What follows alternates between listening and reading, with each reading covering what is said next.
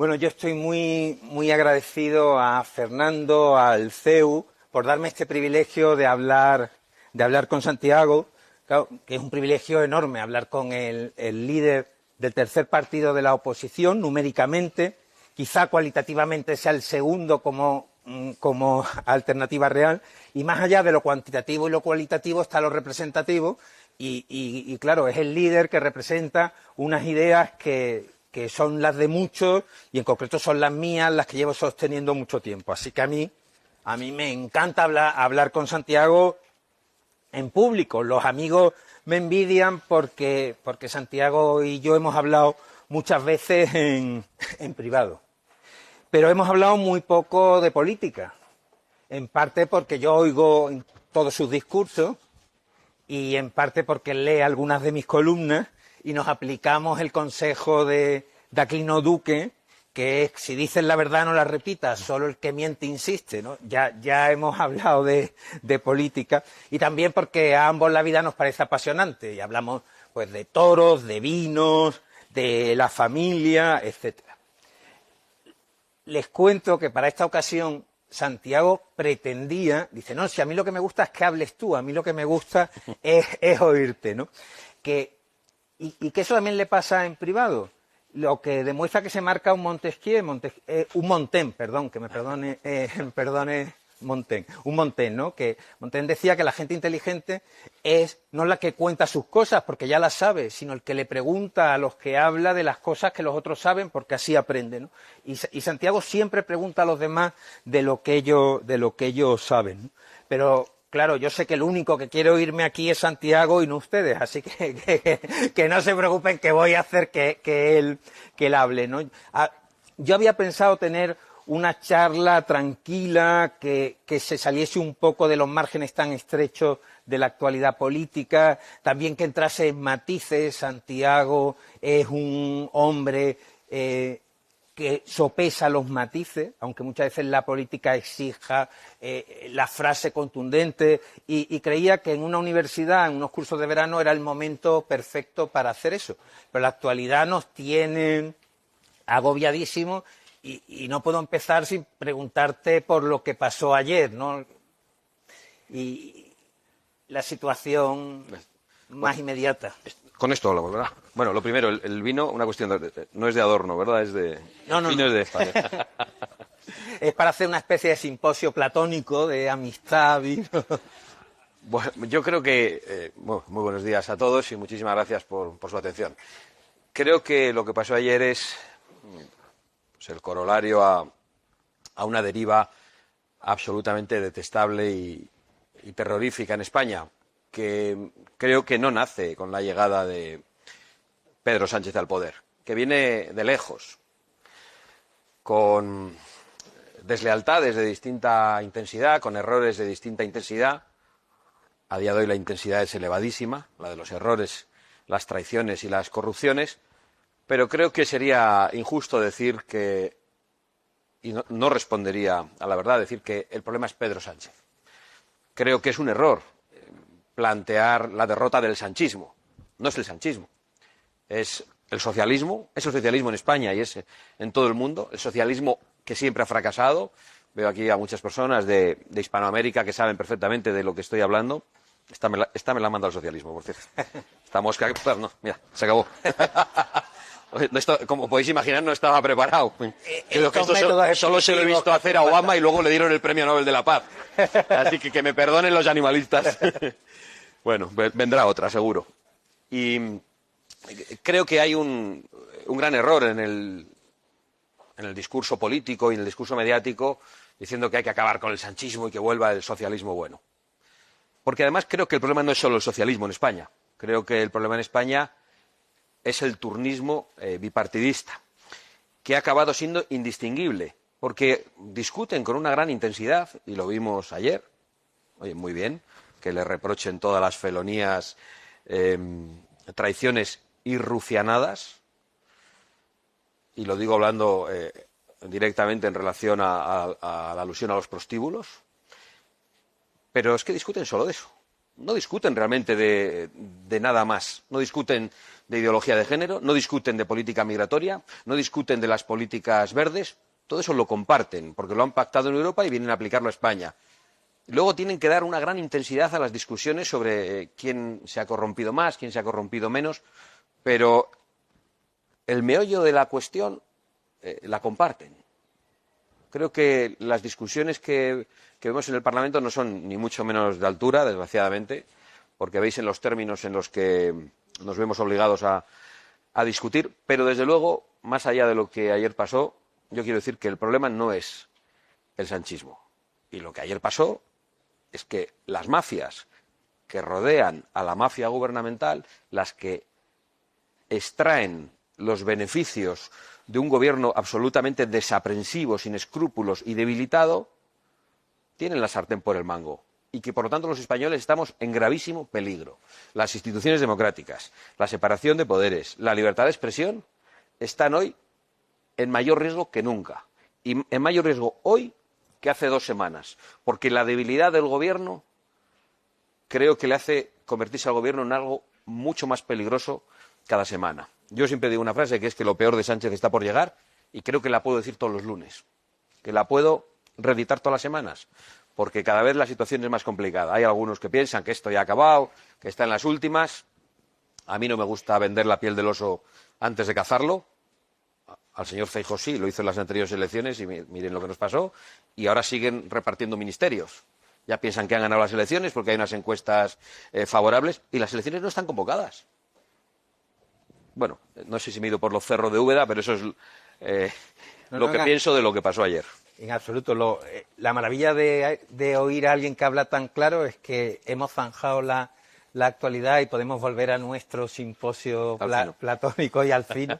Y está muy bien eso, no dejar que nos marquen la agenda, ni la 2030, ni la de nuestra conversación de hoy, ¿no? Entonces, yo quería hacer así un poco un repaso de las conversaciones políticas que tú y yo hemos tenido en privado y comentarlas en público, ¿no? La primera vez que me llamaste para otorgarme el honor de ser miembro del patronato de disenso, y aquello fue muy ilustrativo porque yo te pregunté, bueno, pero vamos, ¿me afilio o no me afilio al partido, ¿no? Vamos, yo comparto mucho de lo que piensa el partido y no hubiese tenido gran problema, pero tu respuesta me pareció ejemplar. Me dijiste, no, Enrique, no te afilies, porque necesitamos intelectuales libres, intelectuales afines, pero libres.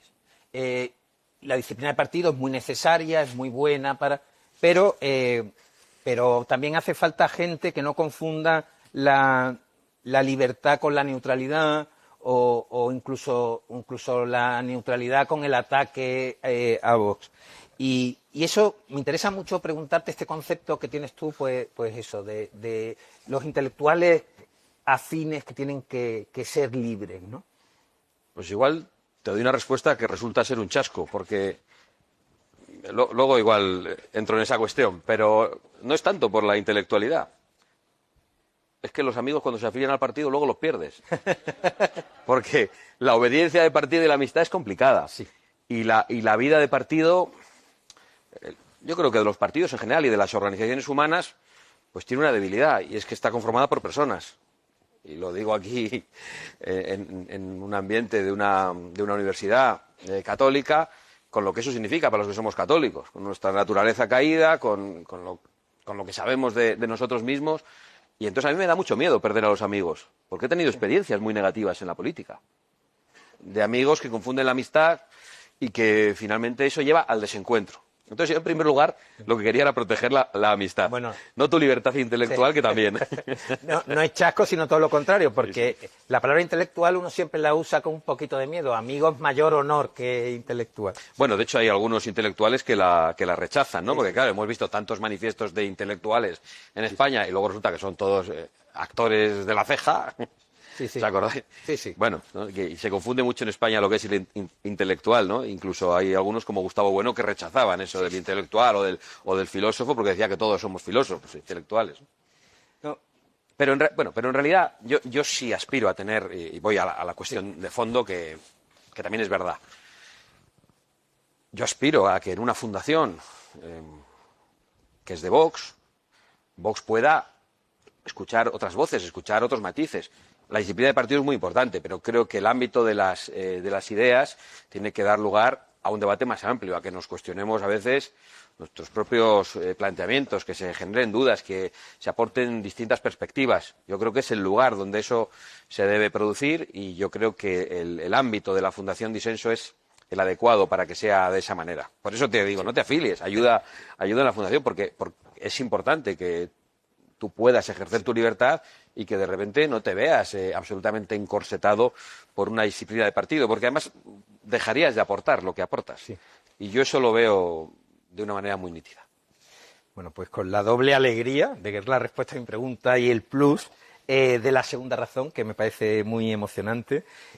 Hubo una cena con varios artistas, cantantes, escritores, seríamos 15 nos preguntaste, se marcó otro Montaigne y nos preguntó cómo nos definiríamos políticamente. Y entonces cada uno, pues uno dijo que era reaccionario, otro que un liberal escamado, otro que tradicionalista. Yo dije que me considero conservador, que a propósito te agradezco muchísimo ese matiz que haces siempre cuando criticas a los falsos conservadores, porque es verdad que hay gente que por criticar a los falsos conservadores nos mete a todos en el mismo y es una familia ideológica. Caso que cada uno dijo su familia ideológica y cuando acabamos, Santiago nos oía con muchísimo interés, le pregunté yo, bueno, ¿y tú a qué familia perteneces? Y te callaste y no me contestaste. Y a mí me pareció muy inteligente, ¿no? Porque el líder de un partido no está para tomar partido, sino para sacar partido de todas las ideas, ¿no?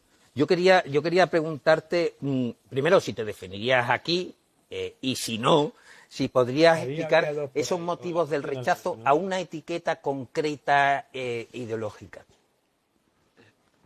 Es que yo creo que mi responsabilidad política es aunar a mucha gente que puede, en una cena de ese ambiente, con intelectuales, encontrarse con personas que han reflexionado mucho y que son capaces de, asimismo, darse una etiqueta o identificarse con una corriente de pensamiento, pero yo voy por la calle y me encuentro gente que está pensando en otras cosas, Claro.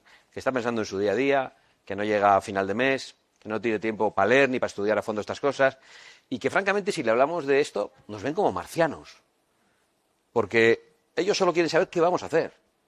Entonces, yo siempre huyo de las etiquetas, de todas. Si de derecha, centro derecha, o que me llaman extrema derecha, fascista, no pierdo el tiempo ni en defenderme. Yo sé que hay gente muy nerviosa diciendo, tienes que salir a defenderte. Digo, no, yo no voy a perder el tiempo en defenderme, estoy aquí para atacar a quien nos ha llevado a esta situación y no para defenderme a mí mismo de sus insultos. Estamos para defender intereses de los españoles. Oye, defendemos la libertad, como la entiende un católico. Defendemos la libertad en todos los órdenes. Defendemos el derecho a la vida. Defendemos la propiedad privada. Defendemos la separación de poderes. Defendemos a nuestra patria, su unidad, sus fronteras, el orden, la ley. Lo que dice el himno de la Guardia Civil. ¿Eso qué es? Eso es reaccionario, conservador, liberal, tradicionalista, una mezcla de todo ello. Puede haber personas con una visión más social que pueden entender esas ideas, esos conceptos. Seguro que sí. Pero la mayor parte de la gente no está pensando en ello. Quiere saber qué vamos a hacer exactamente para que la vivienda sea accesible a los españoles. ¿Y qué hay que hacer? ¿Sacar un recetario liberal o un recetario conservador o socialista? No, hay que ser práctico. Hay que hacer lo que haya que hacer para que la vivienda sea barata, para que se siga respetando la libertad y la propiedad privada y para que los españoles tengan acceso, los jóvenes, a una vivienda como la tuvieron nuestros padres en los años 80. ¿Qué hay que hacer en las calles? Pues la gente tiene que pasear tranquila por las calles. Para eso hay que hacer políticas liberales, conservadoras, reaccionarias. ¿No? Lo que hay que hacer es imponer la ley, y perseguir a los criminales y defender a los ciudadanos. Entonces, para mí, la política es más sencilla. A mí me gustó mucho una cosa, una expresión que dijo voy a mencionarlo porque yo no tengo miedo a decir estas cosas, aunque sé que ahora es muy controvertido, que dijo Donald Trump cuando asumió la presidencia de Estados Unidos. Dijo que había ganado la revolución del sentido común. Yo me identifico con esa idea de sentido común. La diga quien la diga.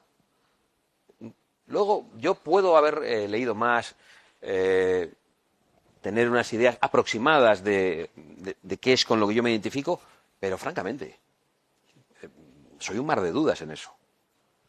Porque me parece que no es fácil. Y además creo que ningún recetario ideológico creado en el siglo XIX, algunos de ellos, sirve para responder a los problemas del presente, de este siglo. Por lo tanto, lo hago por responsabilidad. Recuerdo, y igual me estoy extendiendo mucho en esta respuesta, un día en un mitin en Gijón, era año 2017, cuando ya los actos de Vox empezaban a llenarse bastante, habría unas 400 personas. Yo hice allí un discurso, fue muy aplaudido por los presentes, porque eran partidarios, y después todavía no había gente suficiente, o sea, tanta gente como hay ahora, que ya no se pueden hacer preguntas, pero empezaron a hacer preguntas. Y uno levantó la mano y dijo, muy bien, todo perfecto, pero ya es hora de que se diga que Vox es un proyecto liberal conservador. Ni una palabra más, ni una palabra menos. Oh, se sienta.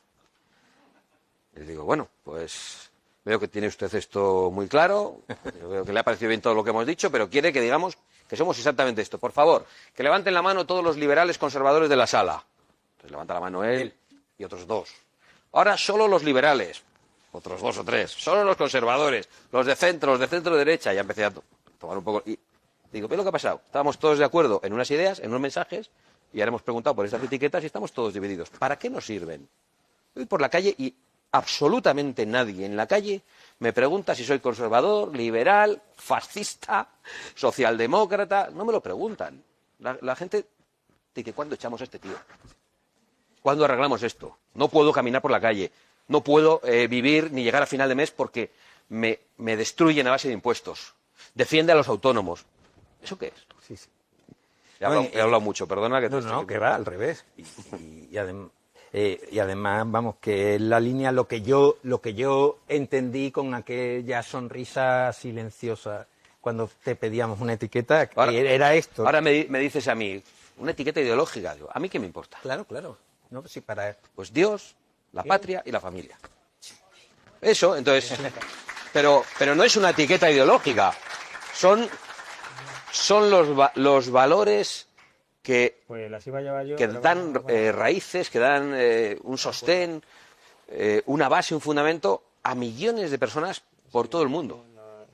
A veces sin necesidad de compartir el Dios. Sí.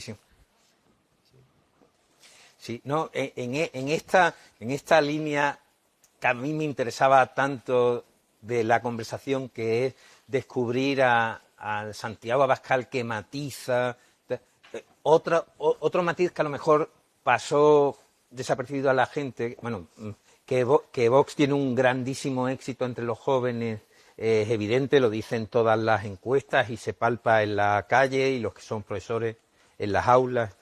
Pero es verdad que se va abriendo un discurso a veces de cierto conflicto generacional. Y a mí pues todos los conflictos me preocupan. Y el otro día me alegró mucho, igual que me alegró oírte diferenciar entre falsos y verdaderos conservadores, cuando dijiste que te alegraba mucho de que los jóvenes te siguiesen, pero que les animaba a convencer a sus padres y a sus abuelos, ¿no? Esta idea de, en vez de hacer hincapié en el discurso del conflicto generacional, proponer la conversación entre padres y abuelos. Esta intención, vamos, lo que yo te quería preguntar es si fue intencionado este leve giro de muñeca de reorientar el incipiente conflicto generacional a la conversación generacional. Bueno, tengo que confesarte que no. Sí. Era puramente estratégico. Es decir, hay que hacer conscientes a los jóvenes de que tienen una extraordinaria fuerza para convencer a sus familiares. Es decir, si todos los jóvenes que a nosotros nos apoyan, que en la última encuesta que he visto publicada en el diario El País, decía que un 28%, bueno, un 28 no, un 28 de cada 72, es decir, casi un 38% de los jóvenes de 18 o 24 años apostaban por Vox. Bueno, pues si todos esos jóvenes, y los de edades superiores, que también Vox tiene una gran adhesión, llegaba al 34% en el siguiente de margen de edad de 24 a 35 y al 24% en el de 35 a 44. Si todas esas personas hablan con sus padres, con sus abuelos y tratan de mostrarles cuál es su visión, yo creo que Vox podría crecer mucho. Era puramente estratégico. Sí. Dicho lo cual, yo tengo la misma preocupación que tú. Estoy muy preocupado ante el incipiente conflicto generacional que vemos en las redes. Boomers, todo esto, ¿no? ¿Por qué? Porque yo he visto en mi tierra cómo los problemas de mi tierra se resolvían por parte del separatismo diciendo que el problema era España. Y he visto lo que eso significaba para nuestra unidad. Hemos visto a Zapatero intentar explicar que los problemas de la sociedad se resolvían culpabilizando a los hombres. Y todavía hoy seguimos padeciendo ese enfrentamiento. Y ahora nos encontramos en que hay una tentación de ese conflicto generacional. Yo creo que hay que evitarla, ¿no? Es verdad, creo que los jóvenes pues, reaccionan y se posicionan y votan más con el corazón, y los más mayores, iba a decir con la cabeza, pero no es con la cabeza, es más con el miedo. Creo que hay mucho miedo confundido con sensatez, con conocimiento, pero en realidad miedo, preocupación. Entonces, optan a veces por opciones que no representan sus ideas, pero que creen que son más eficaces. Hacen cálculos. Los jóvenes no hacen cálculos. Pero yo sigo invitando a los jóvenes a hablar con sus mayores, a explicarles a sus mayores cuál es su posición y hacerlo sin ningún reproche. Sí, sí. Porque no, los culpables no son nuestros padres, nuestros abuelos, son los políticos. Son los políticos que nos han traído hasta aquí. Donde había acceso a la vivienda, no hay acceso a la vivienda. Donde había seguridad en las calles, ya no hay seguridad. Donde había unidad de la patria, ya no hay unidad. Donde había una sociedad más o menos cohesionada, hay una falta total de cohesión. Bueno, hay responsables, pero no son exactamente nuestros padres y nuestros abuelos, ¿no? Entonces yo creo que hay que hablar mucho en esos encuentros familiares y nunca se puede uno volver contra el padre, contra el abuelo, como mucho contra el cuñado. Claro, contra el padre y contra el abuelo no. Para el cuñado por eso de que es pariente político y hemos dicho que los políticos son los culpables. Bueno, yo tengo un cuñado estupendo, dicho sea de paso, no vaya a ser que me esté viendo y piense que va con segundas. Bueno,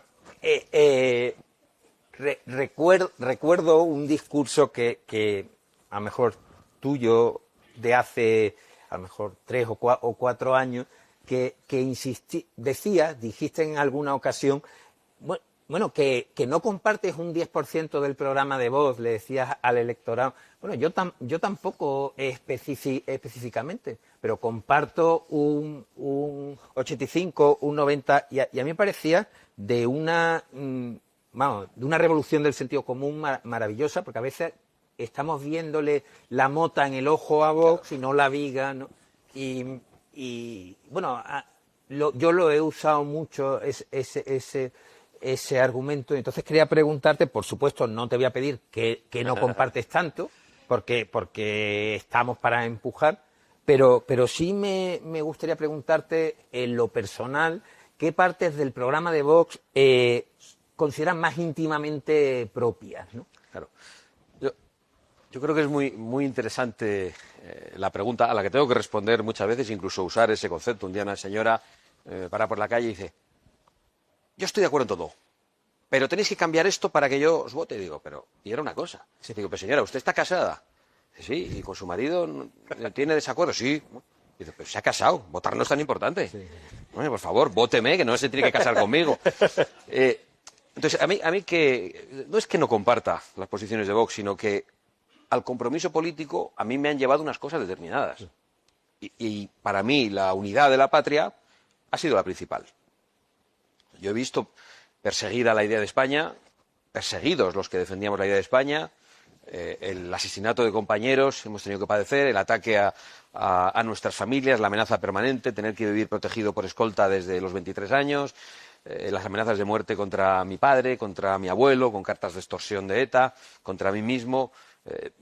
He visto a mi hijo, que tiene 21 años, preguntarme: papá, si han querido matar al bisabuelo, al abuelo y a ti, cuando yo sea mayor me van a querer matar a mí, cuando era un niño. Entonces, eso es lo que a mí me lleva al compromiso político.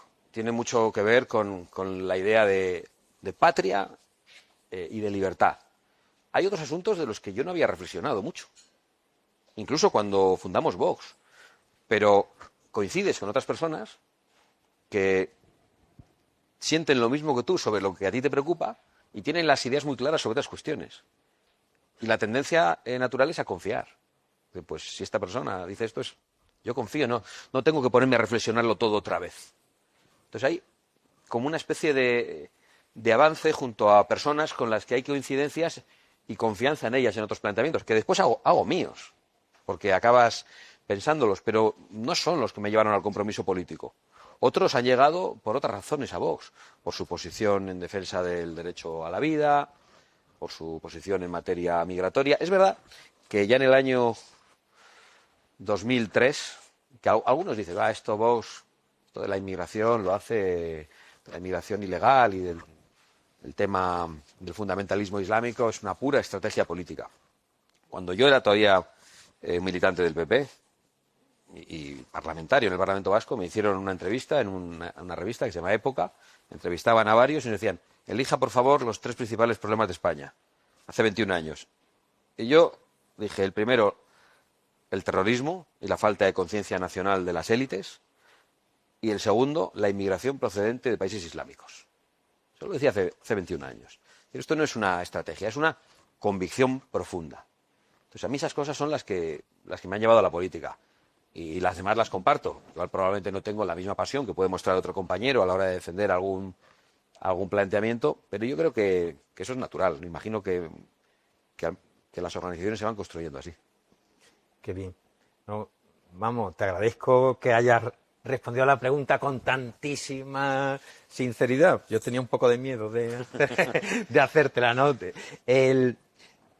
Otra vez me comentaste que hablando con Víctor Orbán te había dicho que efectivamente que los principios, incluso que los grandes problemas civilizatorios de Europa son la principal preocupación, pero que un político tenía que tener siempre clarísimo que la economía tenía que funcionar, que el país tenía que funcionar, porque las familias quieren que sus cosas funcionen.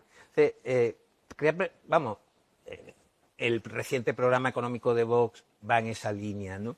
Pero este equilibrio entre los grandes principios y la solución de los problemas más inmediatos, ¿no? Esta línea de que si no tienes esos problemas no puedes atacar los grandes principios. Pues yo creo que eso nosotros lo tenemos resuelto, porque damos respuesta precisa a esos problemas concretos y a la vez planteamos nuestra posición sobre los grandes principios. Estos días, por cierto, ahí hay una polémica, entre comillas, porque se ha viralizado un mensaje de Giorgia Meloni diciendo que Europa era la filosofía griega, el derecho romano y la espiritualidad cristiana, y resulta que dicen, a ver si esto en España lo dice alguien, no lo dice nadie. Joder, ese mismo día, en el mismo evento, por la mañana, lo había dicho yo también. No digo que ella lo oyera porque no hace falta que lo oiga, ella también cree en eso. Habíamos hablado en esos términos. Entonces, yo creo que es totalmente compatible, ¿no? Y hay auditorios que esperan una cosa, un mensaje de un tipo, y otros que esperan un mensaje más concreto, y hay que tener el sentido común de dirigirse a cada uno en las formas en las que esperan oírte, ¿no? Sí. Evidentemente yo no voy a ir a un polígono industrial a hablarles del derecho romano y la... No digo que no lo conozcan, porque igual lo conocen mejor que yo, pero igual no es lo que quieren oírme. Sí, sí. Pues voy a preguntarles por sus problemas, por qué necesitan, voy a escuchar a los autónomos, claro, voy allí a hablarles de la filosofía griega, el derecho romano y la espiritualidad cristiana y piensan que soy marciano, con lógica. Sí, sí. Bueno, yo como tú sabes, y algunos de los presentes, muchos no, tengo un hermano menor que también es poeta, que es Jaime, y todo el mundo se dedica a hacer comparaciones con si Jaime es mejor o peor que yo, que es una especie como de fomentar sentimientos cainitas, ¿no? Pero como político eres mejor que el otro hermano, tú. Jaime. Tú como político eres mejor que el otro hermano, que el político. Ah, bueno, es que luego tenemos creo que también tiene hermano político. Un hermano de izquierda que De izquierda. Sí, no, que se ha hecho del PP, pero, pero no, lo que demuestra... Al que tenemos gran aprecio, ¿eh? Sí, gran aprecio, eso. Lo que demuestra que se puede uno entender con ellos cuando son buenas personas, como es el caso Pero es que en realidad piensan como nosotros. Sí, sí. Piensan como nosotros. Lo que pasa que en las altas esferas están... las esferas políticas de Bruselas, de Madrid, están atrapados en un acuerdo con el socialismo. Pero los votantes piensan exactamente lo mismo. Yo estoy seguro que todo lo que he dicho aquí lo escucha un votante del PP y lo comparte. Incluso algún socialista. Yo sí. Bueno. Pero eso sí, hay que quitarme el logo y la cara, porque ya me han cogido manía, entonces no. Claro, claro. Yo que soy muy aficionado al vino, creo que la gran publicidad política de Vox sería una cata ciega. A ver, no viene la etiqueta, estas ideas, ¿cuál es la que mejor se sabe? Y cuando se quita la etiqueta sale. Eso lo hacen muchos entrevistadores por la calle, ¿no? Que van provocando y dicen, ¿estas ideas qué le parecen? Fenomenal, sobre todo con el tema de las mujeres, ¿no? Sí, sí. Las propuestas de Vox en materia de mujer, de seguridad de la mujer, y van preguntando a señoras normalmente, fenomenal, muy bien. Ah, pues este es el programa de Vox. Entonces, no puede ser. Es maravilloso. Hay mucha mentira sobre lo que dice Vox. La hemos padecido esta semana. Esta semana se ha dicho que Vox quería echar a 8 millones de inmigrantes de España. Vox no ha dicho eso en ningún momento. Sí. O sea, en ningún momento se pronuncia esa frase como lo están diciendo los medios de comunicación. De hecho, no sabemos cuántas personas han llegado ilegalmente a España. No lo sabe ni la policía, no lo sabe el gobierno, o el gobierno lo sabe y lo oculta. Lo que nosotros hemos dicho es, el que llega ilegalmente tiene que irse y tiene que volver a llamar a la puerta para entrar legalmente. El que ha venido a robar, a violar y a matar tiene que irse. Los niños menores que tenemos secuestrados institucionalmente, que esto es increíble, pues tendrían que estar con sus padres en Marruecos, que no es un país en guerra precisamente, sino un país que empieza a ser desarrollado.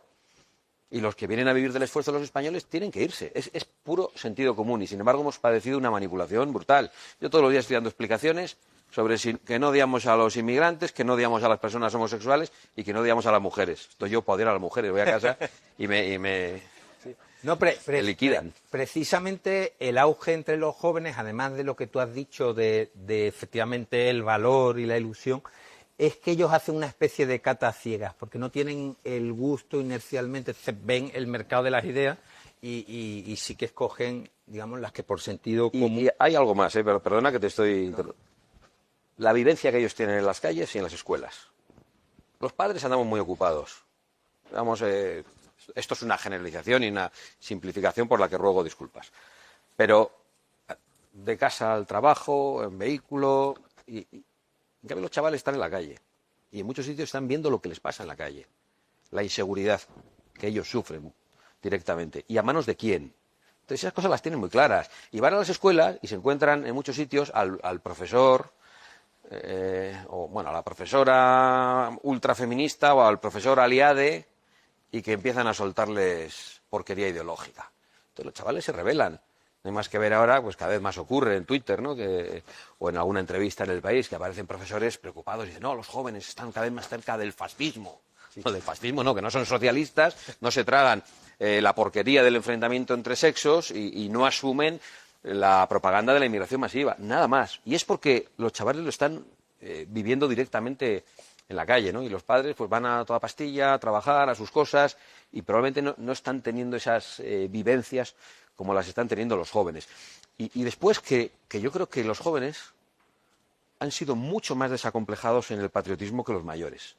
Porque durante muchas generaciones, y esto tendrá causas internacionales en mayo del 68 y causas nacionales en los complejos de España con la idea patriótica, ¿no? Porque parecía que, oye, defender la patria era ya directamente que eras del régimen de Franco. Bueno, la patria es de todos. Pero la izquierda ha acabado rechazando la idea patriótica. Ponen a Franco como excusa, pero en realidad porque tienen unas obsesiones internacionalistas. Bueno, pues los jóvenes se han quitado los complejos de sus mayores absolutamente.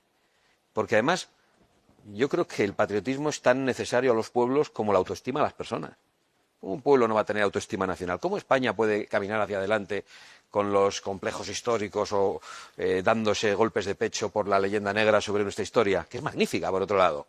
La historia de la Reconquista, la del descubrimiento de América, la hispanidad, la expulsión de los franceses en nuestra guerra de independencia. Nosotros tenemos una historia magnífica y tenemos que ser valientes, tenemos que enseñárselo a los jóvenes. Y los jóvenes escuchan eso, joder, y se sienten bien, se les eriza el vello. Tú lo dices a otras personas de otras generaciones y ya tienen un escepticismo, una vergüenza, un complejo. Bueno, y con esto no quiero llevar al enfrentamiento intergeneracional. Lo que quiero es animar también a los jóvenes a que muestren ese patriotismo a sus padres y a sus abuelos, porque les emocionarán también. Bueno, hemos reventado el esquema que yo tenía de conversación, lo cual es una buena señal porque es que la conversación... Has sido tú con el vino, porque sí. Yo creo que tú te has bebido media y yo dos. Sí. Que la conversación fluye. No, es que tenía pensado preguntarte por la educación más adelante, pero a lo mejor es el momento ahora... O bueno, quizá lo has respondido, ¿no? Esta rebelión de los jóvenes ante el adoctrinamiento. La educación es de las familias. Luego los jóvenes querrán hacer lo que quieran hacer, pero yo creo que las familias, cuando digo de las familias no digo en casa, sí. Digo que las familias tengan el derecho de elegir la escolarización y que puedan elegir el modelo, sin que venga el político de turno a meterles la memoria histórica, la Agenda 2030 y porquerías de todo tipo. En los libros de religión de mi hija, de 10 años, en cada capítulo aparece el logo de la Agenda 2030, de los Objetivos de Desarrollo Sostenible, incluso en el libro de religión. Es pura ideología, es una cosa en discusión. La discutimos en el Parlamento español, en el Parlamento europeo. ¿Cómo se atreven a meterlo como ideología de Estado? Hay valores que son comunes, que podemos compartir con personas socialistas. Pues no vayamos más allá de eso, de lo que es el respeto a las leyes y a las normas de convivencia. Pero es que incluso el libro de religión viene con el logo de la Agenda 2030 y te dice, y el Objetivo de Desarrollo Sostenible número tal y cual coincide con la voluntad de Dios expresada en el Evangelio. Literalmente. Yo no quiero eso para mis hijos. Bueno, es verdad que los míos van educados de casa, ¿eh? Y llevan allí, luego le ponen la pegatina contraria de la Agenda 2030 y todo. Yo animo a los padres a que hagan eso, a que se defiendan de los intentos de imposición con la ideología de género, con la Agenda woke, la Agenda 2030 o lo que sea. Y, por supuesto, con esa imposición ya sistémica en España de que hay niños españoles que no pueden ser escolarizados en español en su propia patria, en la lengua universal, que es el español. Pues por eso digo que la educación en primer lugar es de las familias y yo creo que lo que tiene que haber en las escuelas es fundamentalmente la instrucción, una instrucción de calidad. Pero aquí se ha convertido siempre el sistema educativo en elemento de batalla ideológica y yo creo que eso ha sido muy negativo para los jóvenes. Otro tema que no se nos puede quedar, ¿cómo vamos de tiempo? ¿Quién manda aquí? ¿Cómo vamos? Eso, ¿quién manda? Estoy buscando... A la una. A la una. ¿Qué hora es? Son menos cuarto. Vale. Sí.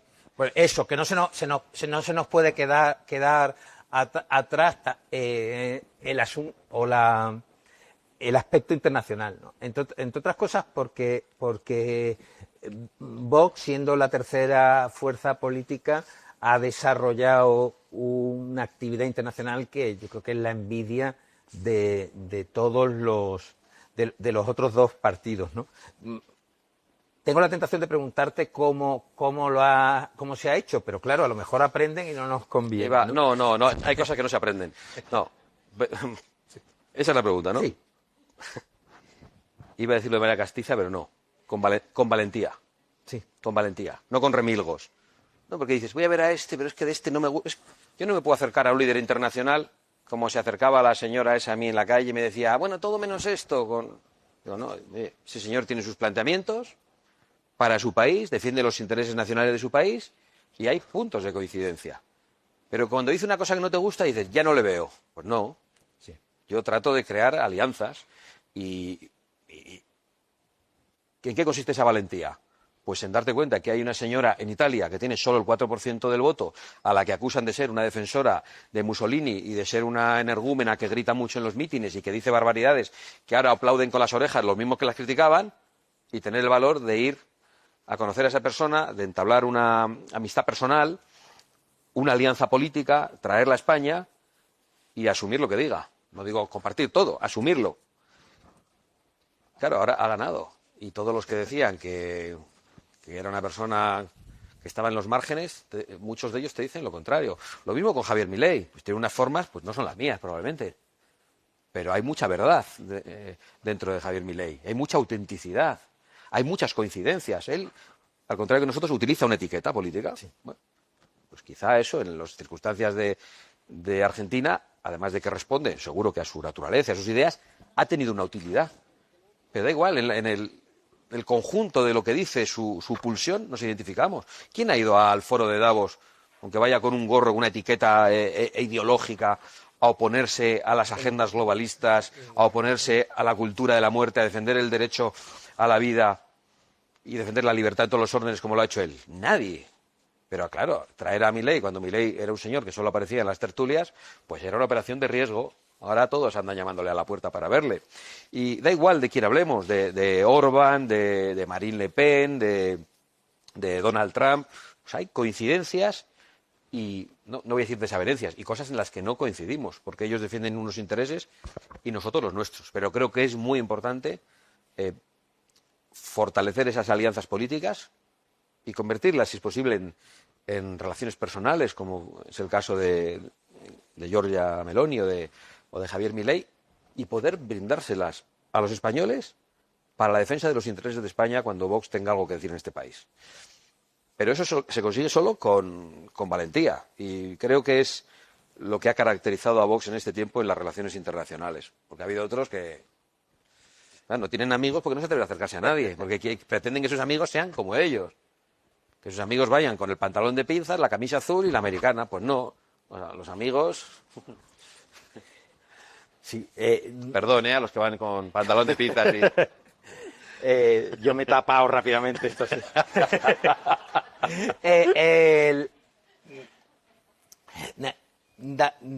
No se sabe dónde poner la etiqueta porque poner a Iberoamérica o a Hispanoamérica en la etiqueta de la política internacional siempre da mucho apuro porque son tan hermanos nuestros, ¿no? Pero no se nos podía pasar, digamos, la apuesta decididísima de Vox por la hispanidad, ¿no? Dice Carlos Leáñez en un libro que ha escrito sobre la hispanidad que ha habido distintas olas, ¿no? La primera ola fue la ola de rebelarse de Elvira Roca contra la imperofobia. La segunda ola, la película, la hispanidad de López Linares. Yo creo que hay una tercera ola ya más llevada a la práctica, que es el Foro de Madrid, toda la actividad de disenso, esa fe que ha tenido Vox en la hispanidad como bloque global, ¿no? Creo que merece la pena una reflexión. Bueno, es que creo que estamos además en el sitio adecuado, ¿no? Porque esto, sí, hace 3, 4 y 5 siglos, esto era el Pentágono. Claro, este era el centro de poder político y espiritual del mundo. Entonces nosotros no podemos renunciar a eso. No podemos renunciar ni a la sangre esparcida por los españoles a través de hijos, por todo el mundo, por Hispanoamérica y también por Norteamérica ya. No podemos renunciar a la expansión de nuestra lengua, a la expansión de nuestra cultura, al hecho de haber llevado la cruz a América. Hay una frase que creo que es de García Lorca, y si no pido disculpas y ya buscaréis quién es el autor, que dice que el español que no conoce América no conoce España. Entonces yo creo que eso está lleno de verdad. Y hay una gran identidad. Entonces yo creo que, no voy a decir que tengamos una responsabilidad, porque es verdad que se independizaron, sí, ¿no? Entonces ahí podemos tener también un pequeño rencorcito, ¿no? Pero somos hermanos en muchos aspectos. Y yo creo que eso a España, en lugar de otorgarle un lastre, le da una gran ventaja internacional. Políticamente, a Vox se la da. Yo hoy lidero Patriots en Europa, y tiene que ver también con no con un mérito mío, sino con la fuerza que ellos ven a España y con las relaciones internacionales que Vox tiene en Hispanoamérica. Es algo que tenemos dentro, es una herramienta, un arma extraordinaria, y que la tenemos como un poco abandonada, ¿no? Y ha habido muchos interesados en destruir esa herramienta. Debería hacernos conscientes de su importancia. Latinoamérica, que hay gente que lo dice con buena intención, pero que eso tiene, sí, el indigenismo, todas estas cosas que han intentado alejar a España de su ser y de su verdadera obra.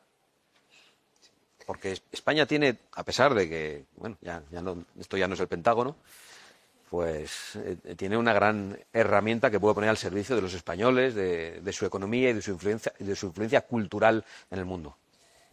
Claro, uno ve eso, el renacer de esta idea de la hispanidad. Por otro lado, el auge el conservadurismo auténtico, las derechas alternativas en Europa. Parece que hay un planteamiento a medio plazo de esperanza, ¿no? ¿Tú qué alcance crees que tendrá este cambio global? Bueno, yo esperanza la tengo siempre, pero ya no es por la política, por lo que somos, ¿no? Pero yo creo que tiene un gran alcance. Yo creo que hemos llegado al punto de inflexión. No sé si se produce con el cambio en Estados Unidos, con el cambio en Argentina, con el cambio que se está produciendo en Europa, con el surgimiento de partidos soberanistas y patriotas, pero se ha puesto un dique al avance del progresismo enloquecido en forma de agenda woke, de múltiples géneros, de inmigración masiva, de ataque a las soberanías. Hay algunos que han tenido interés en hacer tabla rasa con las soberanías, con las patrias, que pretenden pasar por encima de todo eso con organizaciones internacionales. Le llaman multilateralismo.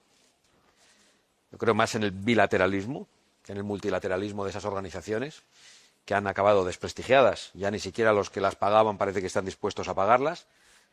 Y yo creo que hay que aprovechar ese cambio. Pero hay que aprovechar ese cambio para devolver a las patrias su fortaleza, para devolver a las personas su libertad y su dignidad arrebatada.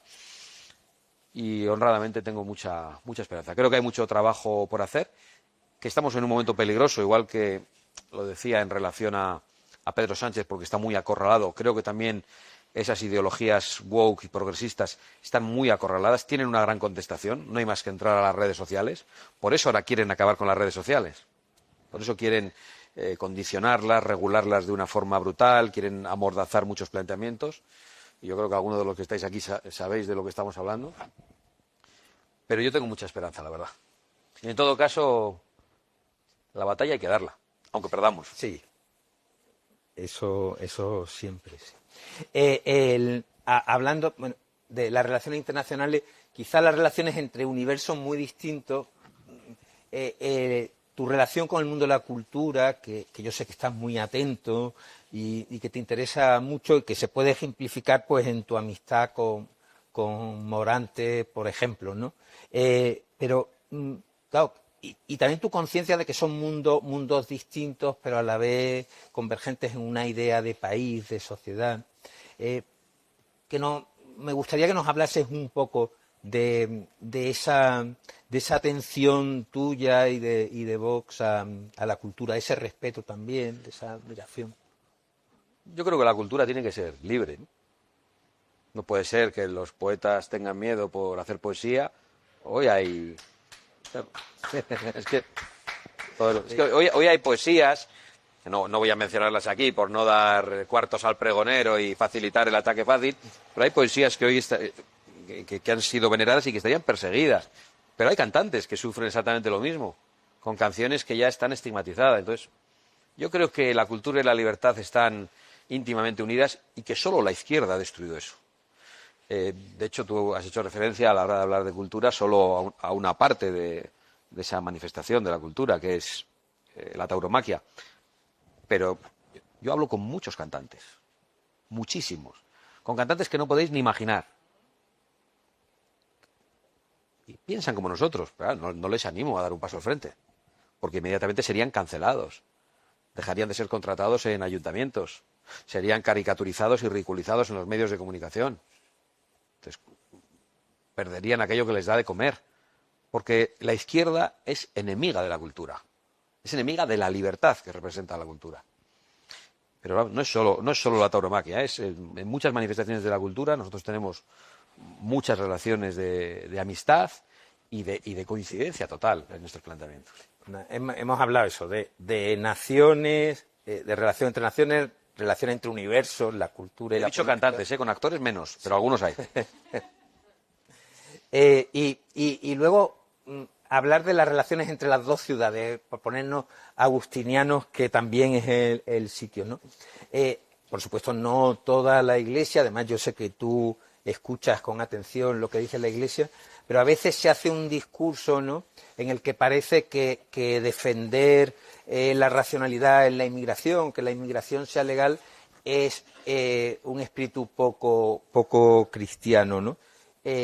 Como estamos de acuerdo con Chesterton en que uno cuando entra en la Iglesia se tiene que quitar el sombrero, pero no la cabeza, y seguir pensando independientemente, que además, bueno, ¿tú qué contestación das a este mensaje muchas veces colado subliminalmente como de falta de espíritu cristiano por no aceptar a todos los...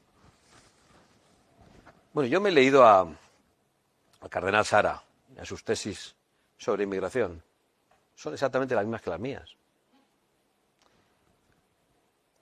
Probablemente son distintas de las de otros obispos o cardenales, ¿no? Pero me voy a contar algo. Bueno, algo que yo creo que es público y algo que no. Cuando Vox aprueba en Castilla y León una propuesta para que se escuche para que se ofrezca escuchar el latido fetal a las madres que han decidido terminar con la vida de su hijo, hay una gran polémica. Es verdad que hay el obispo entonces de Valladolid apoya esa medida, pero cuando es preguntado en ese momento el secretario general de la Conferencia Episcopal en un desayuno informativo, dice: no hay que politizar el aborto, porque la vida de las mujeres también importa, y porque la vida de los migrantes también importa. Claro. ¿Pero a qué viene ese reproche lateral? En un punto en el que tendría que haber un mínimo reconocimiento. Entonces yo he sentido por parte de la jerarquía, no de la Iglesia, de la jerarquía, que probablemente tiene, por la edad, esos miedos que yo a los que hacía de referencia, mucho más en algunos momentos, mucho más el reproche que el aliento. Tampoco exijo el aliento, pero ahora voy a contar lo que creo que no he contado en público.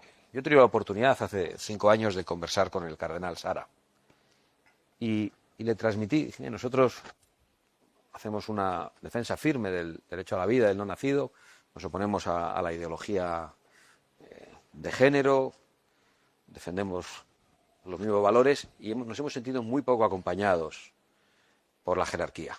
Es más, hemos sentido el reproche cuando hablamos de las políticas migratorias, que están planteadas en los mismos términos que los libros del cardenal Sara. Escuchó muy atentamente mi queja, mi lamento, y me dijo: eso es soberbia. Tu cruz no es nada al lado de la de nuestro Señor. Así que deja de quejarte, sigue haciendo lo que estás haciendo lo correcto, y deja de pensar en lo que hacen o no hacen los demás. Lleva tu cruz y defiende lo que estás defendiendo. Bueno, lo tengo muy presente. No, tengo la fuerza suficiente como para que no me importen ya esos reproches o esa falta de acompañamiento. Que por otro lado, estoy hablando de algo que ha sucedido en el pasado y que es cambiante, porque las personas dentro de las organizaciones religiosas también cambian. Claro, yo tengo ahí... Tenía tanta ilusión que tengo más preguntas de las que nos caben, pero aprovechando esta última reflexión, quizá una de las que más me importe, porque es de las cosas que más me ha gustado oírte decir, es que, bueno, que hay algunos temas que tú eres consciente por los estudios demoscópicos que defenderlos te hace perder votos, que ponerte de perfil sería digamos, más rentable, ¿no? Ya sabemos, pues, en fin, las cosas que está haciendo Sánchez por 7 votos, y a mí me interesaría, quizá, creo que es una manera de acabar, pues, muy propia del Escorial y de la España eterna, ¿no? Esas cosas, esos principios, esos ideales, esa lucha, en concreto en este caso tú me lo comentabas por el derecho a la vida, ¿no? Pero habrá más que tú no dejarías nunca de hacer, o incluso más, ¿no? Nunca las harías a conciencia sabiendo que te van a costar no 7 votos, sino a lo mejor 700.000, ¿no? Estos valores inamovibles a pesar de de los intereses demoscópicos. Te voy a responder con otra anécdota.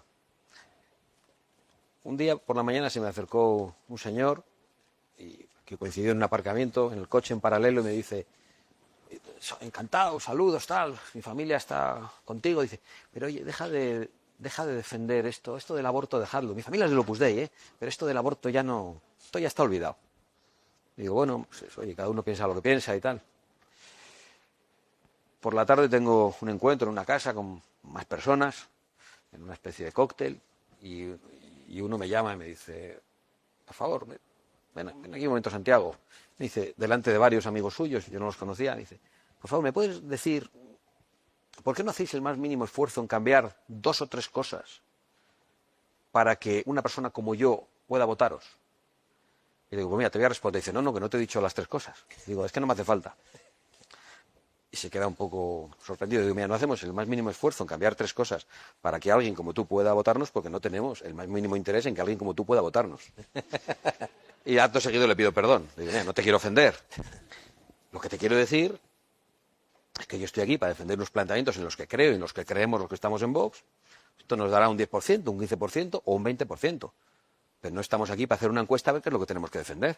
Le digo, porque esta mañana un señor me ha dicho que tengo que quitar una cosa del programa, en el corrillo anterior otro me ha dicho otra cosa y tú me dices que tengo que quitar 3.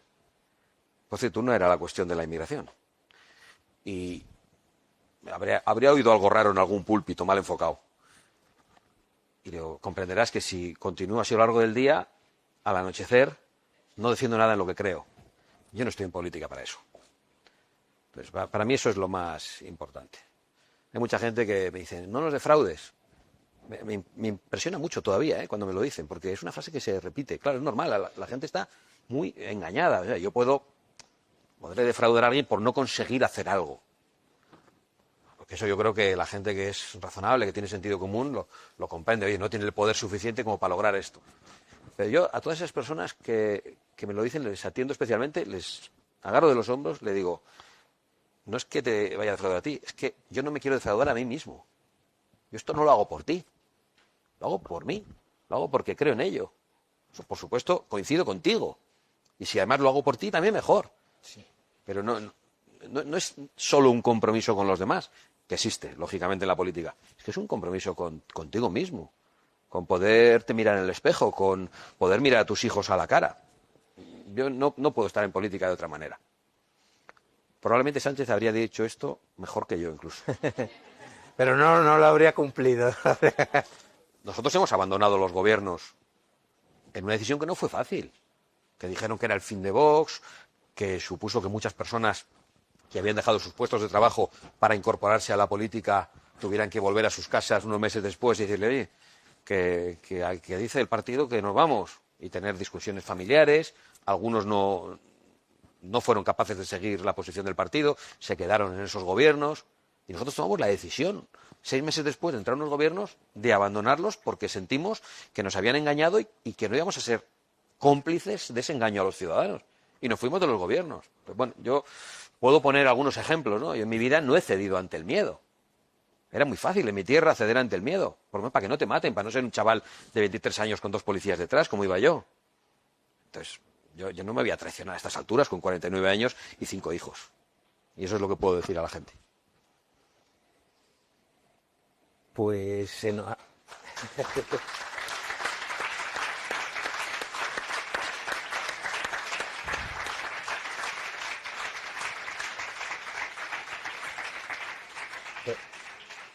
Se nos ha acabado el tiempo, así que la próxima vez que hablaremos otra vez menos de política y más de otras cosas.